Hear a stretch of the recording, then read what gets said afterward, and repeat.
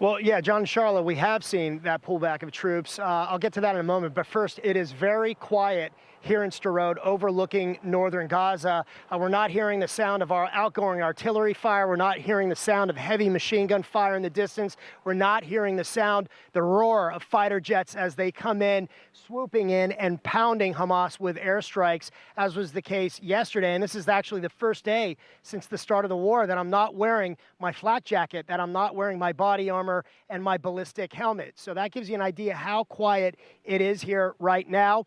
Driving to this location, we saw actually what looked like a battalion of armored vehicles, Merkava tanks, APCs off the side of one of the main highways, having been pulled back from the front lines, from the Gaza border, and from inside Gaza. But yesterday, it was a different story here. The IDF really was hitting Hamas targets hard, actually targeting more than 300 Hamas targets through the day on Thursday alone, going after Hamas terror tunnels, going after Hamas infrastructure. Actually, when we were here in this exact position, we saw several large explosions in the distance, indicating that the IDF was going after those targets, also taking out and destroying Hamas terror tunnels and tunnel infrastructure as well.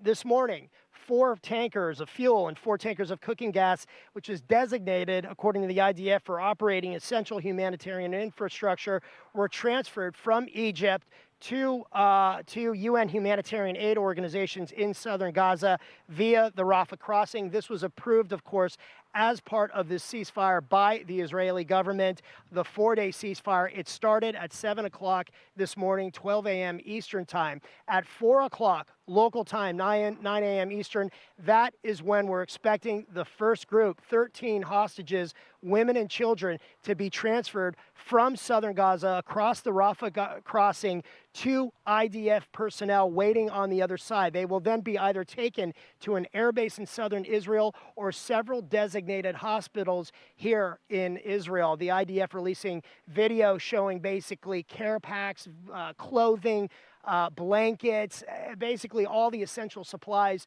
for those hostages when they are released. So this is a significant development.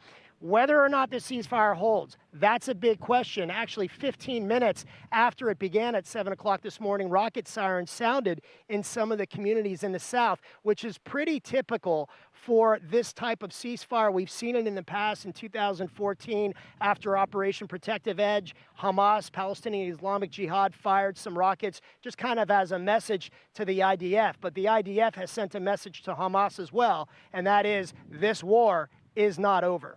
Back to you. Yeah, John, real quick, what's this day been like for you? Because we've seen you now for the last few weeks, and I know things have not been as quiet as they are today. So what's it like around there? Well, first of all, we're starting to see more residents coming back to Sderot, slowly but surely. This is one of the cities that's come under constant rocket fire, and we've shown you that. We've come under direct fire while we've been there, as you've seen in some of my past reports. So we're slowly seeing more people coming, checking out their homes. But again, this is a 4-day ceasefire. It could be extended longer depending on the circumstances, but people are very wary about that, whether it will hold, whether Hamas will honor it.